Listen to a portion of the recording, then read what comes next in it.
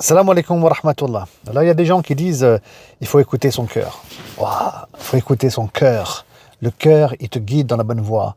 Pas besoin d'écouter les savants, ni les prédicateurs, ni les imams, ni les religieux. Écoute ton cœur, car Dieu est dans ton cœur et il va te guider. Enfin bref, écoutez, est-ce que c'est vrai? Est-ce que c'est pas vrai? Comment ça se passe, la réalité? On va voir tout ça aujourd'hui, Inch'Allah Ta'ala. Mais avant tout, je rappelle que c'est le Ramadan. Donc celui qui veut cheminer vers Allah, je lui propose de s'inscrire à mes cours. C'est rien. Ça sera que 7 euros peut-être pour le mois du Ramadan.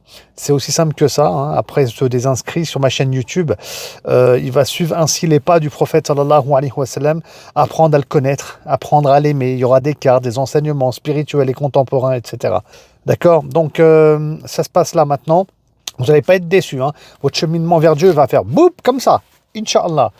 Et écoute ton cœur. Non, je rigole. Bon, écoutez, je souhaite aussi remercier ceux qui me soutiennent sur Tipeee, qu'Allah subhanahu wa ta'ala vous récompense d'une belle récompense. Maintenant, on va aller droit au but, Inch'Allah. Écoutez, vous savez, le cœur, on n'a pas tous le même cœur.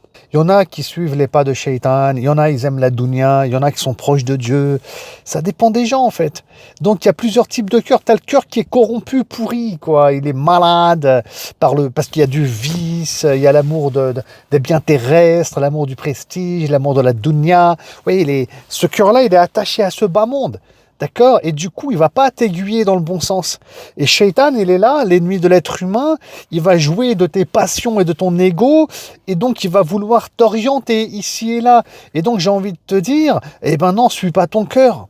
Lis le Coran et suis Allah en fait, subhanahu wa ta'ala. D'où l'islam qui est une soumission à Dieu quand même. Ouais, non, sérieux. Et puis après, tu as l'autre type de cœur. Attendez, j'ai pas fini. C'est le cœur qui est saint. Allah, il parle de lui dans le Coran. Al-Qalb al-Salim.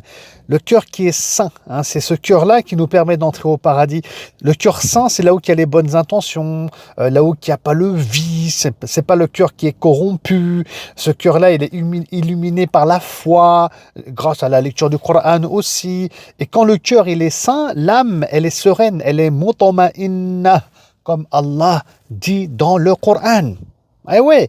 Et du coup, quand ton cœur il est sain, que ton âme est sereine, celui qui te guide là, on peut dire que c'est Dieu, clairement, que c'est pas Shaitan.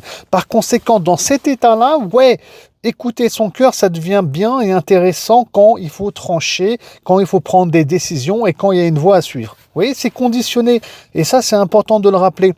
Subhanallah, parce que sinon on va tomber dans des dérives. Il n'y a pas de règle générale. Les compagnons du prophète, ils écoutaient leur cœur. C'est quand, alors pas tous, je veux dire, mais l'élite, ils écoutaient leur cœur. Quand leur cœur il était serein, etc. Ça leur permettait de trancher au-delà de l'intellect, de l'intelligence de l'homme, etc. La conscience, oui, on le sent bien, on le sent pas bien, tout ça, ça parlait de l'intérieur. Mais ça parlait dans le bon sens, puisque le cœur il était serein, illuminé par la lumière du Coran et de la salat et de l'adoration et de la foi. Donc c'est logique. Sinon, laisse tomber, quoi. Voilà, donc je voulais souligner ça, je pense que c'est assez clair, mais j'ai pas terminé. Je réfléchis si j'ai rien oublié quand même, subhanallah. Ouais, il faut se méfier de ça. Les compagnons, ils tranchaient, comme je disais, de cette manière-là, effectivement. De toute façon, on le voit, après la mort du prophète, sallallahu alayhi wa sallam, il y a des décisions à prendre. Voilà. Qu'est-ce qu'on fait? Est-ce qu'on écrit le Coran? Ça se passe sous Abu Bakr as-Siddiq radiyallahu ta'ala anhu.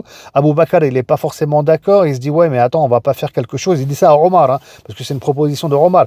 On va pas faire quelque chose que le prophète, il a pas fait quand même. Non, jamais de la vie. Vous voyez, il y a un débat, il y a une discussion.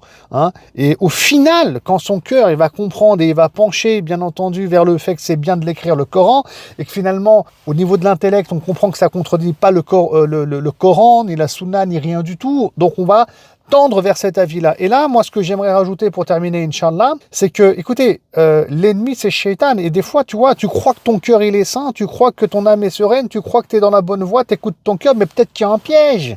Et oui, Shaitan, il est malin.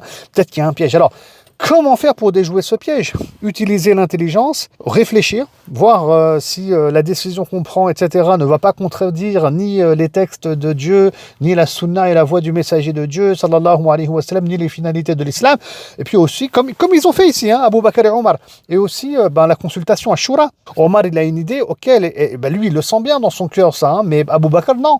Et donc, il faut discuter. Parce qu'on peut se faire bluffer par Shaitan aussi. Donc voilà, la Shura aussi, ça va nous permettre d'y voir plus clair. Donc on ne peut pas écouter son cœur, sinon, hein, voilà, encore une fois, s'il y a des déviances, nos passions, notre ego, voilà, on n'a pas une grande pratique, ni conscience, ni foi, ni rien de l'islam. C'est pas solide dans nos cœurs. Et là, tu es là, moi je vais écouter mon cœur, Shaitan, il va se régaler. On va être honnête, il va se régaler. Donc attention à ça, Inch'Allah Ta'ala. Il y a des belles paroles comme ça dans l'absolu, des paroles générales qui ont l'air bien belles, mais qui peuvent être bien dangereuses. À très bientôt. Salam alaikum wa rahmatullah.